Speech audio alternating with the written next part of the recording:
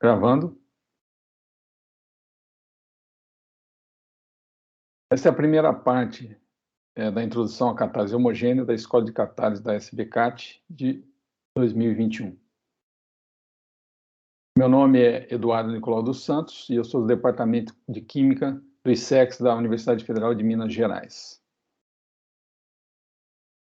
A aula introdutória terá cerca de 1 hora, contendo, então, uma introdução à catálise homogênea, mais especificamente a catálise por complexos de metais de transição.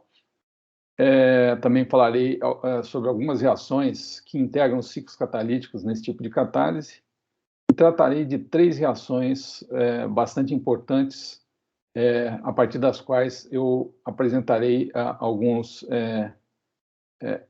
conceitos gerais da catálise por complexos de metais de transição. Farei primeiramente uma introdução à catálise contextualizada na catálise homogênea. Segundo a IUPAC, o catalisador é uma substância que aumenta a velocidade de uma reação sem modificar sua energia livre de Gibbs global.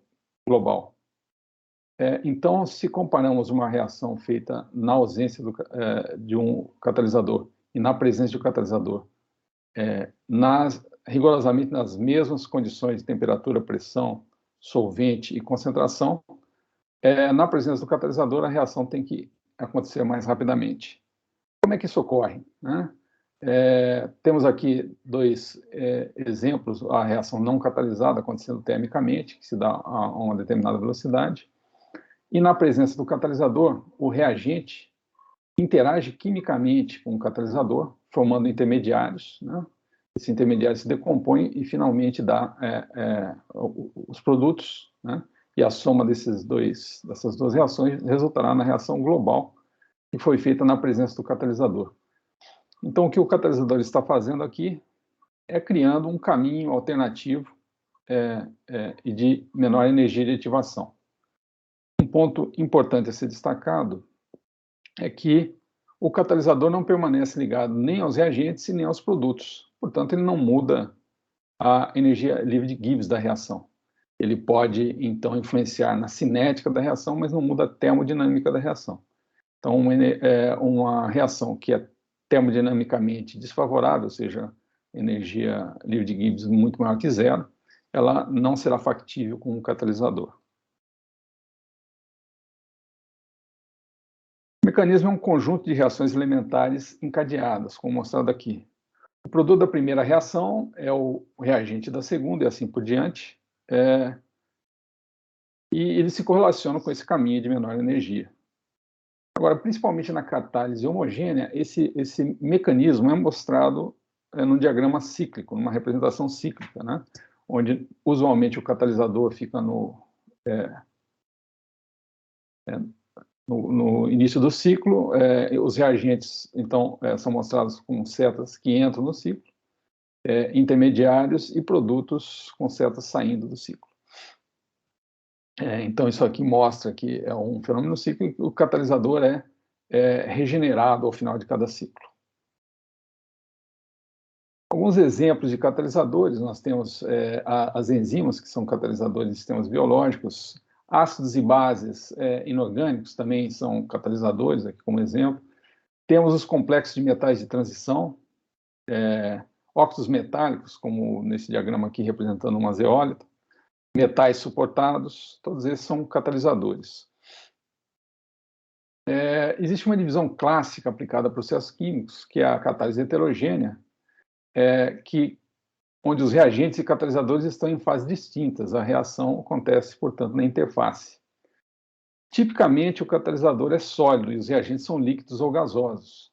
Então, exemplos de materiais que são utilizados na catálise heterogênea são óxidos, haletos, sulfetos metálicos, zeólitas, metais e metais suportados. Já na catálise homogênea, os reagentes e o catalisador encontram-se na mesma fase. E, tipicamente, os reagentes e o catalisador encontram-se em solução. Como exemplos, nós temos a catálise por complexo de metais de transição, a catálise por ácidos ou bases dissolvidos no meio reacional. Existem implicações desses dois tipos de catálise em processos industriais, né? Na catálise heterogênea, é muito mais fácil separar o catalisador dos produtos, né? Então, aqui temos um exemplo onde os reagentes são alimentados no topo de um reator de leito fixo, o catalisador fica estático no reator e os produtos são simplesmente tirados na outra extremidade, não havia necessidade de separação do catalisador.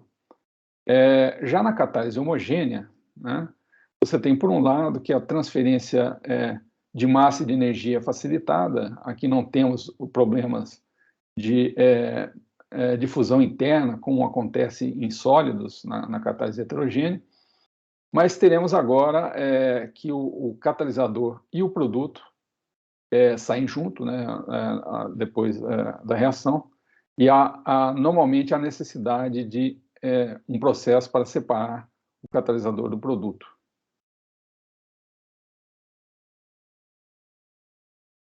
A catálise por complexo de metais de transição, que é normalmente catálise homogênea, são usados como sinônimo, mas nem toda a catálise por complexo de metais de transição é homogênea, e nem toda a catálise homogênea é por complexo de metais de transição.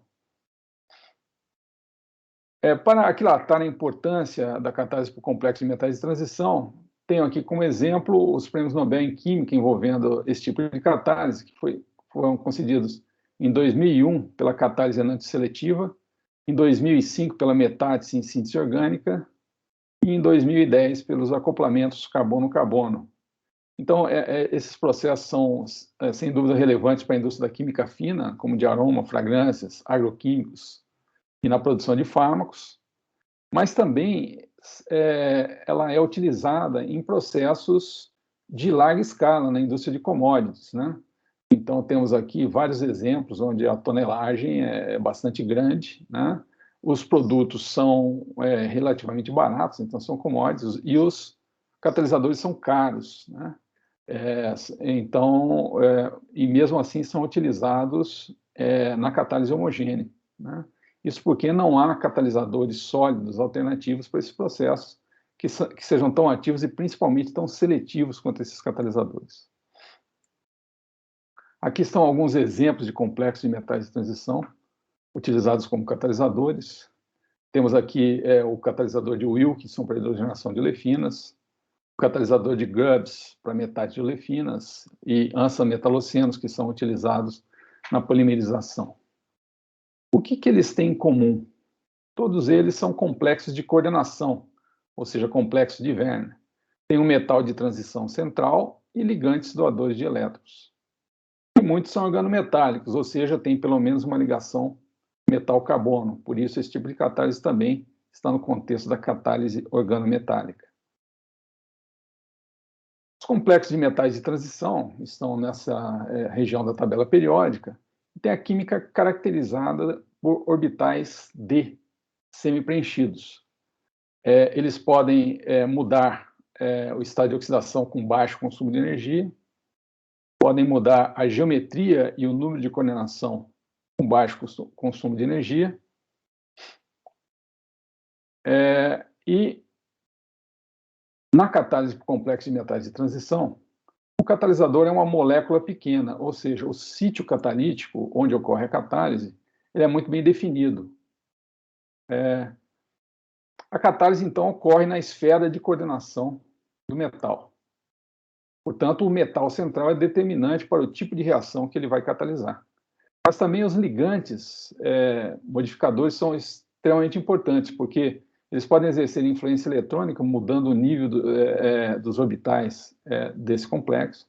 Eles podem exercer a influência estérea em torno do sítio catalítico e ainda podem ser cruciais para a estabilização do catalisador. Também temos o efeito do solvente, já que essa catálise se dá em fase líquida, né, e o catalisador está envolvido pelo solvente. Para se ter uma ideia da ordem de grandeza relativa dessas influências, temos que o metal pode influenciar até 1000 vezes, o ligante até 100 vezes e o solvente até 10 vezes. Aqui temos a estrutura genérica de um catalisador de complexo de metal de transição. Temos, obviamente, o metal central, né, um átomo de metal de transição. Temos ligantes que podem ser divididos em ligantes modificadores e ligantes reativos. Teremos também orbitais vazios de baixa energia e orbitais de caráter não ligantes preenchidos, né? Todos esses daqui podem exercer influência na catálise. Como é que o catalisador interage com o reagente ou substrato? Então, o reagente ou substrato doa densidade eletrônica para um orbital vazio de baixa energia do metal, né? Formando, então, normalmente uma ligação sigma. Além disso, é muito comum que o catalisador devolva a densidade eletrônica para o substrato, né, com orbitais apropriados, né, formando uma ligação π, chamada também de retroligação π. Essa é uma ligação frequentemente relevante nos processos, né, e o conjunto dessas duas ligações vão modificar a energia do substrato, vão deixar o substrato ativado para reagir ou com fragmentos dentro da própria esfera de coordenação do metal, ou com reagentes vindos de fora da esfera de coordenação. Para que, então, a gente consiga entender um pouco melhor esse tipo de catálise, eu vou falar algumas diretrizes, alguns guias aí dessa química, né? Alguns fundamentos, por assim dizer, para a compreensão da catálise por complexo de metais de transição. Então, como já falado, a química desses metais aqui são caracterizadas por terem orbitais D semi-preenchidos, mas os orbitais de valência, na verdade, são os orbitais Ns, N-1d e Np, onde N é o número da família. Mas nós temos, então, que para todos esses metais de transição, o número de orbitais de valência é 9, né? E 9 orbitais acomodam até 18 elétrons. Por isso, existe a regra dos 18 elétrons, que é uma equivalente à regra dos 8 elétrons para elementos representativos. Agora, para saber quantos elétrons de valência tem um complexo, né, é necessário saber contar esses elétrons. E como é que nós fazemos essa contagem? Primeiramente, nós temos que tomar em conta o número de elétrons já presentes no metal. Então, o número de elétrons de valência do metal acaba sendo dado pelo número da família aqui na tabela periódica. E o número de elétrons doados pelo ligante, aí há que se saber classificar ligantes do tipo L e ligantes do tipo X. Então, o número de ligantes do tipo L é multiplicado por 2, o número de ligantes do tipo X é multiplicado por 1. Os ligantes do tipo L doam um par de elétrons para o metal e não alteram o estado de oxidação. Como exemplo, nós temos carbonilas, fosfinas, fosfitos, aminas, alquenos. E os ligantes do tipo X doam apenas um elétron e aumentam em uma unidade o estado de oxidação do metal. Como, por exemplo, temos aletos, hidretos, alquilos e acilos.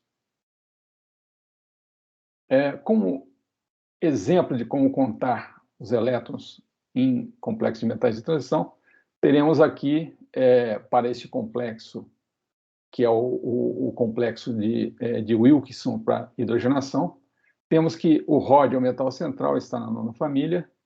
Temos aqui um ligante do tipo X, que é o cloro, e temos 3 ligantes do tipo L, que é a trifenilfosfina.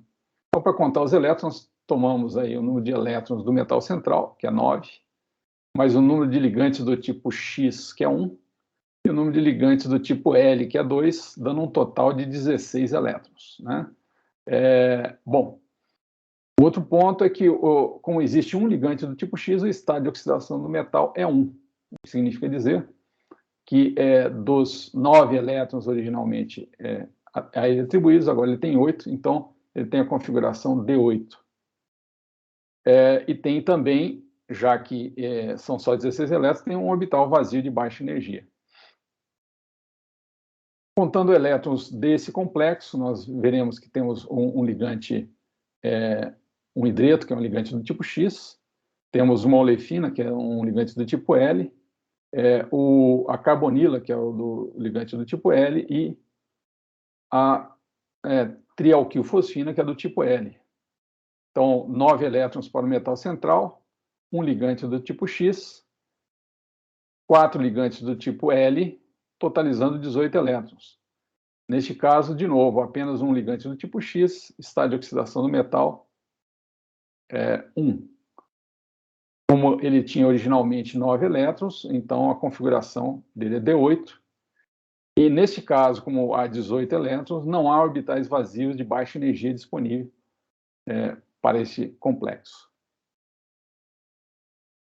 Também apresentarei para vocês algumas reações organometálicas selecionadas que interagem, que integram vários ciclos catalíticos, né? Essa não é uma lista completa, e, além disso, nós vamos tratar apenas das 5 primeiras, e eu recomendo que as pessoas que estejam interessadas consultem esse excelente livro de Introdução à Catálise, pelo Gary Rothenberg, onde essas reações são tratadas em maiores detalhes. A primeira reação que eu gostaria de apresentar é a coordenação e dissociação dos ligantes. Por que isso é importante? É importante porque ela gera, então, orbitais vazios de baixa energia para que o reagente possa se coordenar. Consiste, então, na ruptura da ligação metal central-ligante, a dissociação do ligante, né? E este orbital vazio pode ser ocupado pelo mesmo ligante ou por um ligante distinto, como aqui mostrado, né? Partindo desse complexo de níquel, ocorre primeiramente a dissociação de um ligante carbonila. Esse orbital vazio de baixa energia ele pode ser solvatado, né? Porque isso aqui ocorre em solução, e um outro ligante pode ocupar o orbital original. Então, num processo total, houve aqui uma troca de ligantes. No contexto da catálise, esse ligante X poderia ser o substrato. Outra reação muito importante é a adição oxidativa. Do que trata essa adição oxidativa? Consiste na reação de uma molécula neutra com um complexo metálico, levando à ruptura de uma ligação nessa molécula neutra e a formação de ligação entre os fragmentos, né? Então, aqui nós temos o aumento de 2 no número de ligantes do metal. Esses ligantes que entram são ligantes do tipo X, e, portanto, há um aumento no estado de oxidação do metal, em 2, né? Aqui está um exemplo. Esse complexo é conhecido como complexo de Vaska. Ele reage com iodeto de metila, formando, então, um complexo de irídio com mais 2 ligantes, né? E são 2 ligantes tipo X. Então, aqui nós teríamos o complexo de irídio 1, com apenas um ligante X, e aqui nós temos o complexo de irídio 3, com 1, 2, 3 ligantes do tipo X. A eliminação redutiva é justamente o oposto da adição oxidativa. Então, a partir de um complexo contendo 2 ligantes do tipo X, pelo menos, né, vai ocorrer a interação entre esses 2 ligantes do tipo X, formando uma nova ligação em uma molécula neutra e liberando um complexo com 2 ligantes a menos, né, e com 2 elétrons a mais, portanto,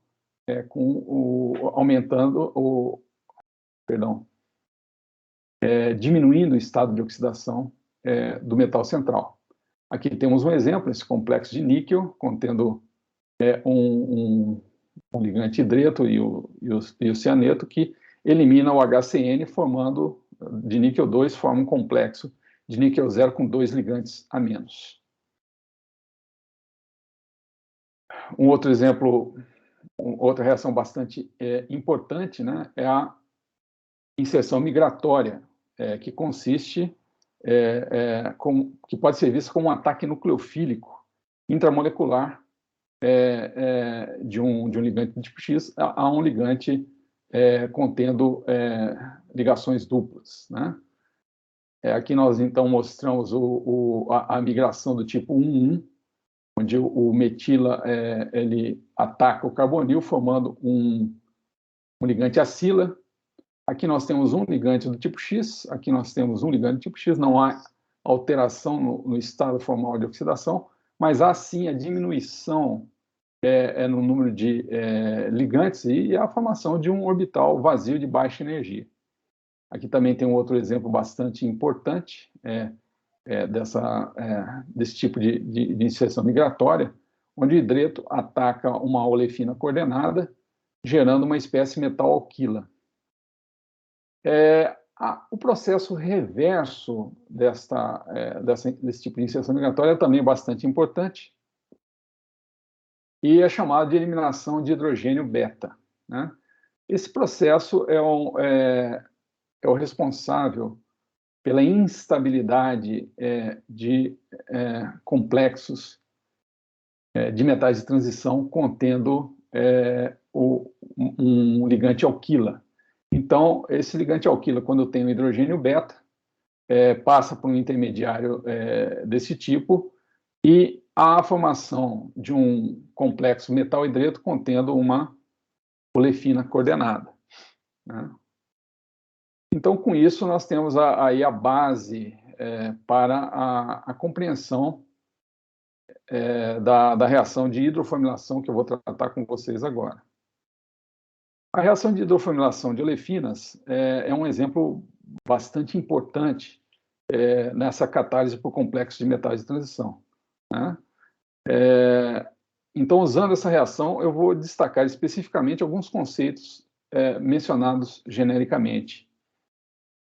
A hidroformilação de olefinas, também conhecida como processo óxido, foi descoberta em 1938 por Otto Helen e consiste na adição concomitante de uma molécula de monóxido de carbono e hidrogênio a uma olefina, formando um aldeído homólogo. Do ponto de vista formal, esta reação consiste na introdução, na adição a essa ligação dupla de um grupo formila e um hidreto, daí o nome hidroformilação.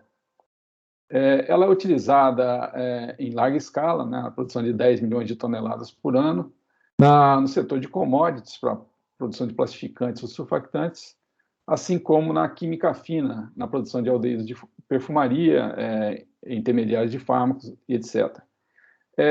Essa é uma reação que, na verdade, sem o catalisador, ela sequer ocorre. Então, não existe a reação não catalisada. Quais são os tipos de catalisadores? São complexos de metais de transição. E existem vários tipos de complexos que catalisam essa reação, incluindo ferro, tênio, platina, mas os catalisadores relevantes industrialmente são de cobalto e de ródio. Aqui eu já queria destacar para vocês um ponto importante da influência de ligantes, né? Então, no processo inicial, o complexo utilizado era essa carbonila de cobalto, né, e era necessário, para que o catalisador ficasse estável, uma pressão de 300 bar de monóxido de carbono e hidrogênio. Com a introdução de uma fosfina, foi possível fazer esse processo a uma pressão bastante menor, né, 80 bar, e com a mudança do complexo de cobalto para um complexo de ródio, no novo processo, foi possível reduzir muito mais a pressão, abaixo de 20 bar, também a temperatura. O ródio é cerca de 1000 vezes mais caro que o cobalto em média. Atualmente está muito mais que isso. Mas também é 1000 vezes mais ativo. Então, apesar do ródio ser muito mais caro, ele ainda é dominante nesses processos de hidroformilação de olefinas. Com relação ao mecanismo da hidroformilação, é uma reação catalisada, como já falamos, né? E também é possível imaginar que essa é uma reação que não vai ocorrer em uma etapa, né? Na verdade, são várias etapas concatenadas, né? Aqui nós temos um exemplo de precursor catalítico, e aí teremos, então, as reações organometálicas elementares, né? A primeira que a gente mencionou foi a dissociação de um ligante.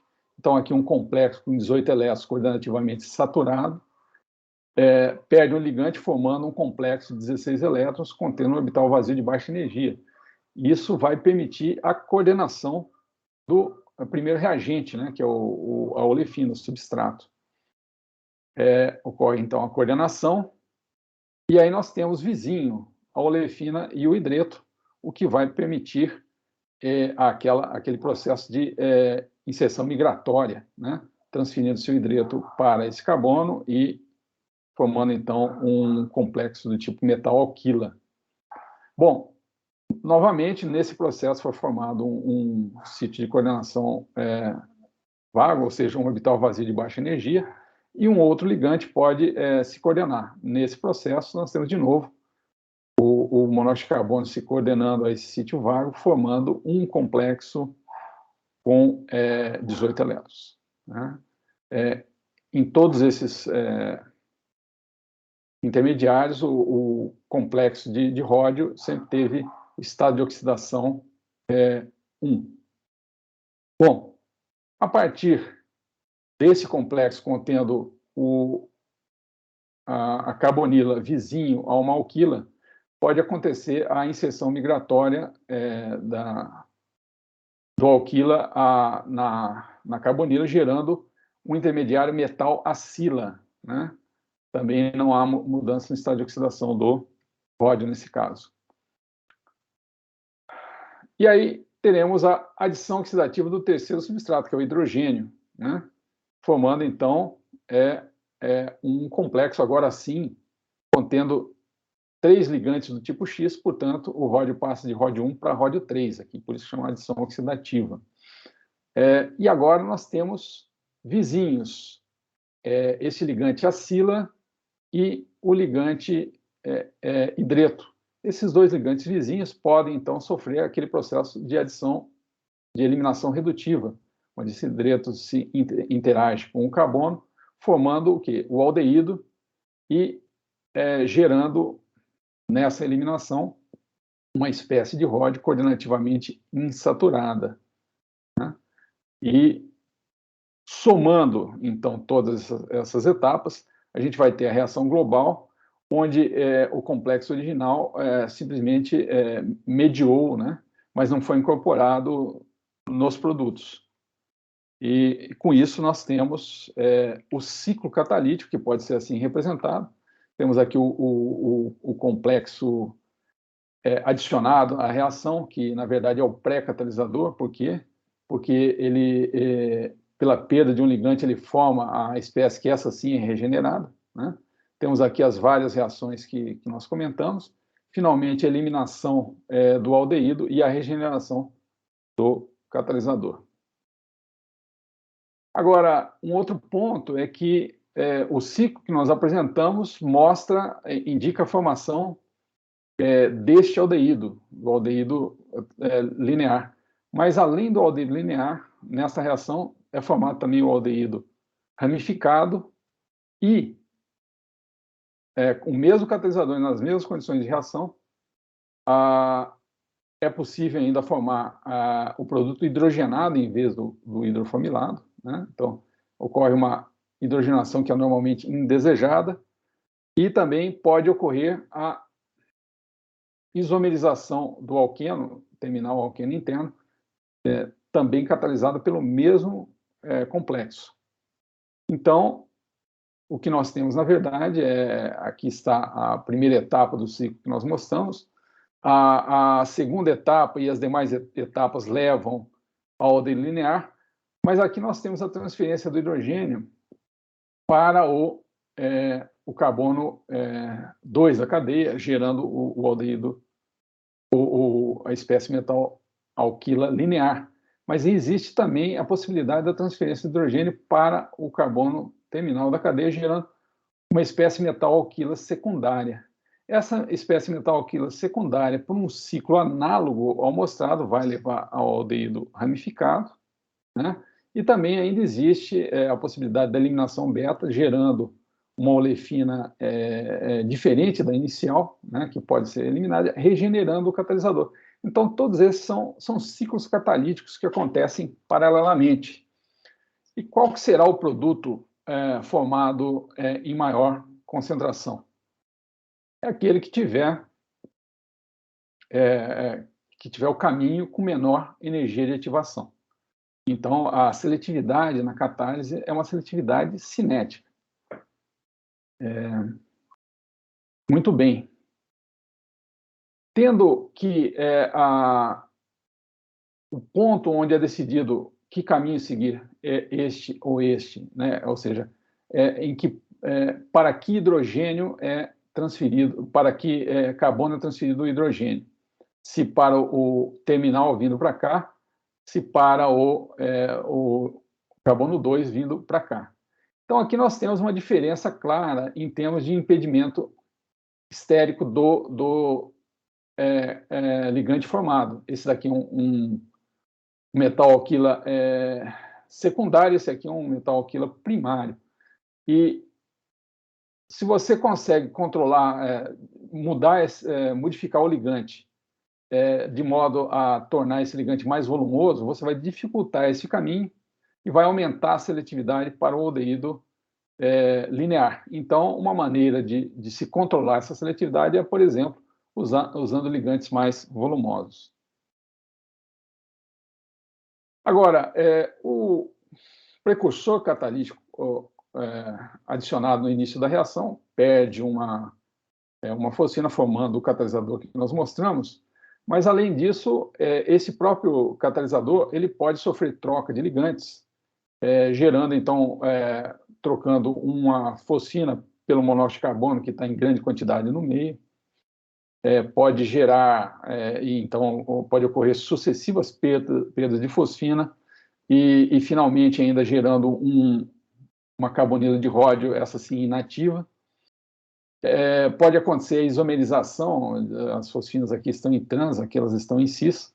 Todas essas são espécies cataliticamente ativas. Então, na verdade, aqui existe uma multiplicidade de sítios catalíticos, né? E isso aqui é um equilíbrio, e a atividade e a seletividade observadas vão depender muito da posição deste equilíbrio. Então, é preciso usar estratégias para controlá-los, né? Obviamente, as condições de reação, mudando as condições de reação, é possível controlar de certa maneira esse equilíbrio, mas existe ainda uma outra estratégia bastante importante, que é a utilização de ligantes diferentes. No caso da trifenilfosfina, que é um ligante mais comum e mais barato em termos de ligantes de fósforo 3, né? Você pode variar a concentração dela e, com isso, favorecer, por exemplo, com o aumento da concentração, essa espécie contendo as fosfinas em trans. Mas, usando uma fosfina desse tipo, que é uma fosfina quelante, né, você vai obrigar os ródios a ficarem em uma posição cis, privilegiando, então, esta espécie. Utilizando um ligante volumoso, como esse fosfito, acaba-se privilegiando essa espécie, já que, pelo tamanho desse fosfito, a entrada de 2 fosfitos fica dificultada. Então, com isso, com a escolha do ligante, você pode privilegiar alguma das espécies em equilíbrio.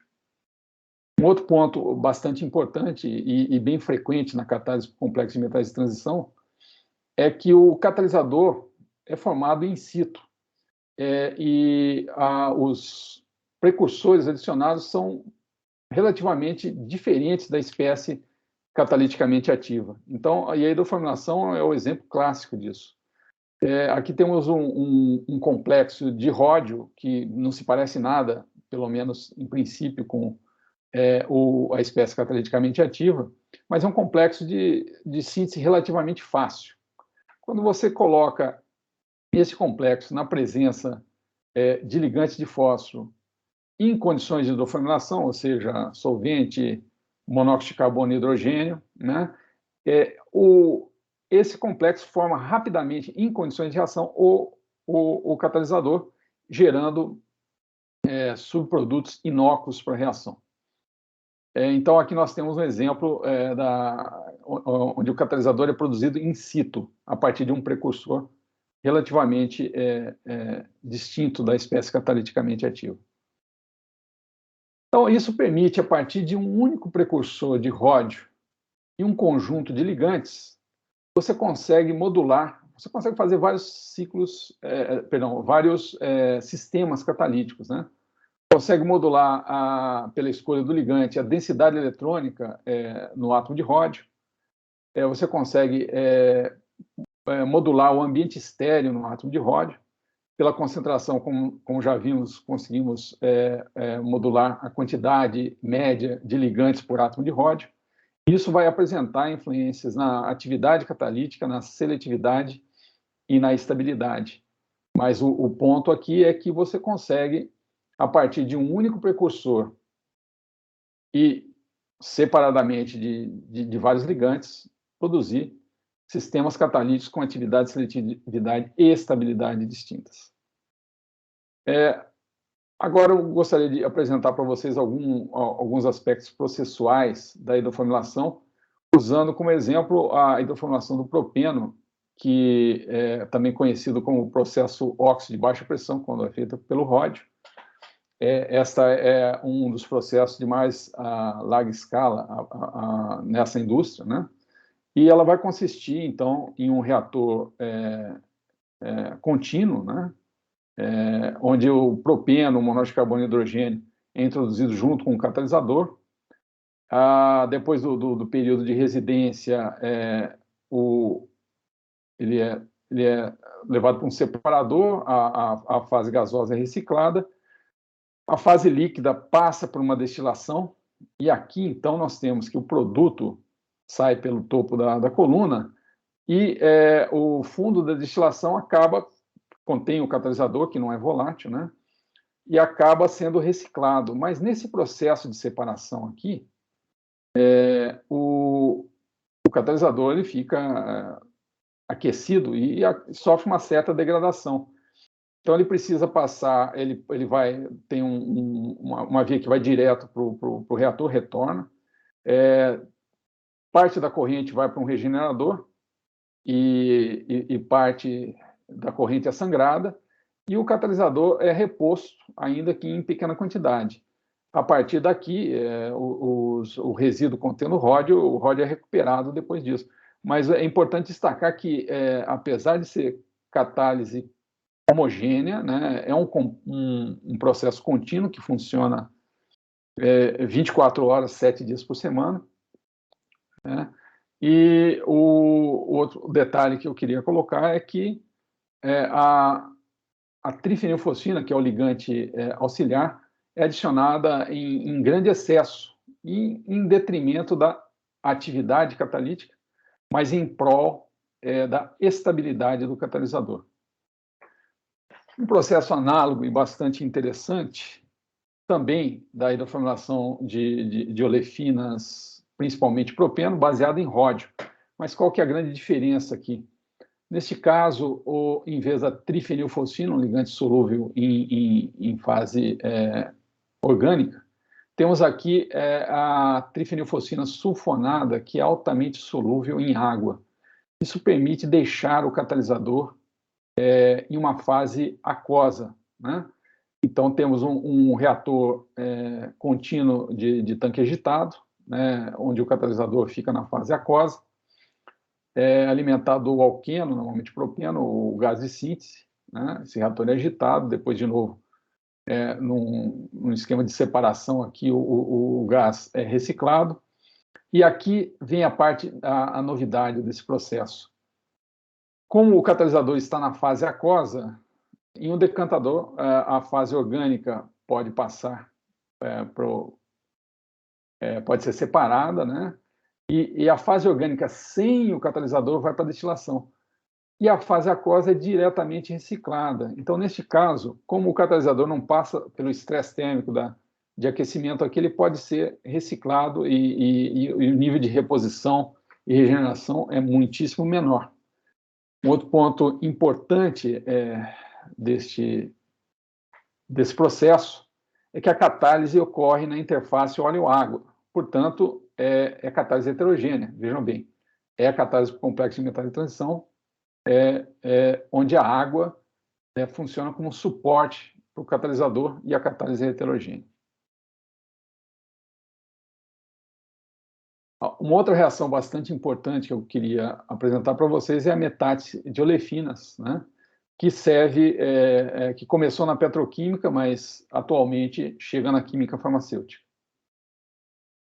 O que seria essa metálise de olefinas? É uma reação que informe a ruptura formal e a reforma de ligações duplas carbono-carbono, gerando novas olefinas, né? Novas ligações duplas carbono-carbono com substituintes diferentes.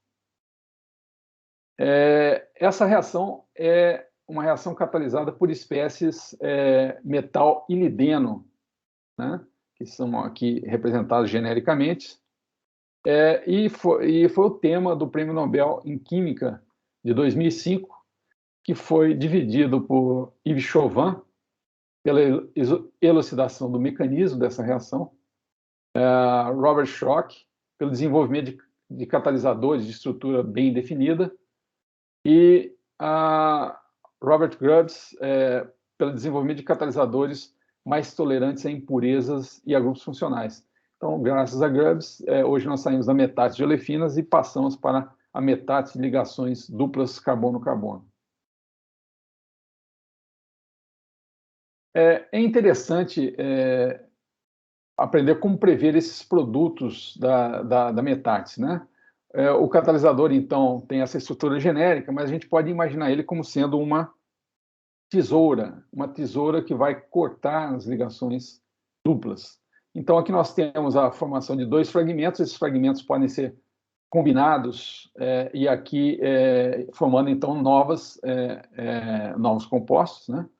Obviamente, aqui estão apresentados apenas dois compostos para o bem da simplicidade, mas é possível formar, por exemplo, novos compostos com R1 junto com R1, e R3 com R3, R4 com R4, ou seja, então, temos aqui o controle da seletividade nesse tipo de reação também é problemático. Agora, temos aqui um exemplo bastante relevante nos dias de hoje, que é uma tecnologia que envolve a conversão de buteno e eteno a propeno, né? Isso, se a gente imaginar o nosso catalisador com uma tesoura, a gente corta essa ligação e essa ligação e recombina, e nesse caso, né, as recombinações possíveis, você só consegue fazer o propeno aqui. E então ela é utilizada para o suprimento da demanda de propeno, que tem um crescimento mundial nos últimos anos, né? E aqui o catalisador é um óxido de tungstênio suportado em sílica. Portanto, a catálise aqui é a catálise heterogênea. Isso aqui é gás, o catalisador é sólido, a catálise heterogênea. Funciona muito bem na petroquímica quando você tem olefinas purificadas. Entretanto, é limitada a olefinas, porque esse catalisador desativa-se muito rapidamente em contato com compostos oxigenados ou nitrogenados ou sulfurados. E aqui nós temos no extremo oposto da indústria, nós temos a metálise utilizada na síntese de ingredientes farmacologicamente ativos. Vejam bem que aqui temos uma molécula extremamente sofisticada, com centros quirais e vários grupos funcionais, mas que contém o quê? Ligações duplas terminais, né? Essas ligações duplas terminais, quando elas são submetidas a metálise, né, com um catalisador apropriado, podemos imaginar que essas ligações sejam cortadas, então essa parte do fragmento gera um eteno, e o outro fragmento, quando unido, vai gerar, então, esse macrociclo, que neste caso é o ingrediente farmacologicamente ativo para o medicamento Ciloprevir, utilizado no tratamento da hepatite C, né? Aqueles catalisadores de óxidos metálicos, eles não funcionam nesse caso. Eles são desativados rapidamente, não têm a seletividade adequada. Esse processo só é possível utilizando complexos, primeiramente, né, de rutênio, né, em solução, então a catálise é homogênea. E aqui um outro ponto importante, nesse caso, o catalisador in situ, gerado in situ, não funciona. Realmente é necessário fazer um trabalho sintético anterior para que o complexo de rutênio tenha esse ligante lideno pré-instalado, né? Então é importante isolar esse complexo. Então há que se fazer um trabalho sintético especializado, mas ele também é utilizado em biorefinarias, onde os óleos vegetais são transformados em produtos químicos típicos da indústria petroquímica, inclusive. Então, por exemplo, neste caso aqui, nessa biorefinaria em Gresnik, na Indonésia, o óleo de dendê, né, ele sofre a metáxise, né, que é o coração do processo, e gera olefinas, um produto típico da indústria petroquímica, né, e ainda produtos químicos de especialidade e produtos da oleoquímica, né? Novamente, esse processo só é viável com complexos de rutênio, com ligante lideno pré-instalado, cuja síntese é trabalhosa. Outro ponto importante aqui, o catalisador não é reciclado, mas cada molécula de rutênio gera mais de 100 mil moléculas de produtos, né? Interage com o reagente e, né, converte mais de 100 mil moléculas. Então, o catalisador, depois de passado, então, ele não é reciclado diretamente. O rutênio pode ser aproveitado. Como a síntese desses catalisadores é difícil, né? Então, é feito por empresas especializadas, mas existe uma grande gama desses catalisadores disponíveis aí no mercado, inclusive em escala industrial. Não se pode dizer que existe o melhor catalisador de metáxise, né? Existe o melhor catalisador de metáxise para um processo específico. Então, sempre vale a pena usar essa caixa de ferramentas, né, esse conjunto de catalisadores, fazer um teste de varredura para saber qual deles é mais adequado para o seu processo, né?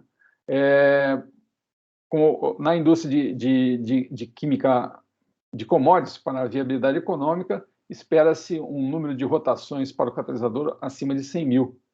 Mas quando vamos para o setor de farmacêutica e química fina, às vezes um número de rotações de 1000, ou seja, uma molécula de catalisador produzindo 1000 moléculas de produto, já pode levar à viabilidade econômica. E o quarto e último tópico dessa aula é a hidrogenação enantioseletiva, onde a catálise por complexo de metais de transição tem sido insuperável. Primeiramente, eu queria falar sobre claridade, que é um conceito que foi desenvolvido por Pasteur, e se relaciona com moléculas que não têm plano de simetria. Moléculas que não têm plano de simetria será quiral. E as moléculas quirais terão um par de estereoisômeros, que são chamados enantiômeros, que serão a imagem especular não superponível um do outro, como a mão direita não é superponível da mão esquerda. E outro ponto importante é que a presença de um átomo de carbono com 4 substituintes diferentes, como aqui mostrado, é condição suficiente para a existência da quiralidade. Então, uma molécula quiral terá um par de enantiômeros. E a única propriedade física que distingue esses dois enantiômeros é o desvio da luz polarizada, né? Então, passando-se a luz polarizada para uma solução contendo um dos enantiômeros, ele vai desviar a luz para a direita, e o outro enantiômero desviará a luz pela esquerda. O que parece uma curiosidade científica, na verdade, tem um efeito crítico nos sistemas biológicos, né? Isso porque os sistemas biológicos têm moléculas quirais como enzimas que interagem de modos distintos com enantiômeros DOL, de compostos farmacologicamente ativos. Então, temos aqui um sítio de uma enzima que tem um ambiente quiral, né? E aí nós temos interações diferentes, como um exemplo, que é um exemplo trágico. Temos a utilização da talidomida, um medicamento que foi utilizado a partir dos anos 60 para o controle de náuseas em mulheres grávidas. Um dos enantiômeros, o R, né, ele tinha esse efeito terapêutico sedativo. Entretanto, o enantiômero S, o oposto, ele apresentava um efeito teratogênico, ou seja, levava à má formação dos fetos. Então, com esse exemplo trágico, fica evidente a importância da enantiomeria nesses sistemas biológicos. E, indo agora para a indústria química, nós temos aqui um herbicida seletivo que contém um centro quiral, né? Ou seja, vai haver a possibilidade de 2 enantiômeros aqui. E esse herbicida é utilizado em culturas de milho numa escala relativamente grande, né? Para um composto da química fina. E uma das etapas na produção deste herbicida, o metolaclor, é a hidrogenação deste precursor. Hidrogenação feita com hidrogênio molecular na presença de um catalisador. Se o catalisador não tem elemento quiral, como o caso de níquel de Raney, o paládio sobre carbono na catálise heterogênea, é o mesmo complexo de irídio sem elemento quiral, não há dúvidas. Esses enantiômeros serão produzidos em proporções iguais, tanto o R quanto o S, em 50% cada um, sendo que apenas um dos enantiômeros vai ser útil para a síntese do complexo do composto ativo. Então, perde-se 50% do material. Como é que isso pode ser resolvido? Pode-se utilizar, então, catalisadores que tenham elementos quirais incorporados. Vamos ver aqui. Um catalisador sem elemento quiral, na hidrogenação, a aproximação pela face de cima dessa molécula vai levar um dos enantiômeros, a aproximação pela face de baixo levaria a outros enantiômeros. Mas se o catalisador não tem um elemento quiral, a energia para aproximação pela face de cima e de baixo vai ser igual, e vai haver, então, uma mistura de 50% dos 2 enantiômeros. Se o catalisador tem um elemento quiral, pode haver uma diferenciação da aproximação da face de cima, que leva a um enantiômero, ou a aproximação da face de baixo, que leva ao enantiômero oposto. Então, se o substrato é aquiral e o catalisador é aquiral, o produto vai ser racêmico, ou seja, vai ser uma mistura de 50% de um enantiômero e 50% de outro. Isso porque a energia que leva a um enantiômero é igual à energia de ativação que leva a outro enantiômero. Se, por outro lado, o substrato é aquiral e o catalisador é quiral, há uma chance de você formar um dos enantiômeros em maior proporção. Com isso, então, com ligantes quirais, é possível produzir catalisadores quirais. No caso aqui, temos um complexo de irídio catiônico contendo este ligante quiral, apenas um dos enantiômeros, então é chamado então, um ligante homoquiral. E a formação do catalisador com esse ligante, na presença de aditivos, a uma pressão de hidrogênio de 1160 psi, 50 graus por 4 horas, leva a uma alta seletividade para o enantiômero desejado, né? E aqui são outros dados impressionantes. 100% de conversão, 90% de seletividade.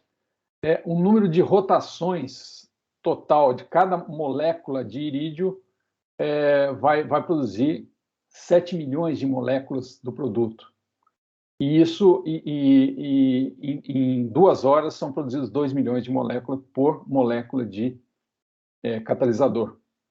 E para ver aqui como é que fica isso em termos de massa, temos aqui 34 gramas do complexo de irídio, na presença de 70 gramas do ligante, mais a quantidade apropriada de ácido acético e de iodeto, geram 10.000 quilogramas do produto hidrogenado, com esse excesso enantiomérico de 79%, o que vai corresponder a 90% de seletividade para o enantiômero desejado. E com isso, com esse exemplo impressionante, eu encerro a primeira parte da catálise por complexos de metais de transição. Muitíssimo obrigado. E aqui está o meu contato.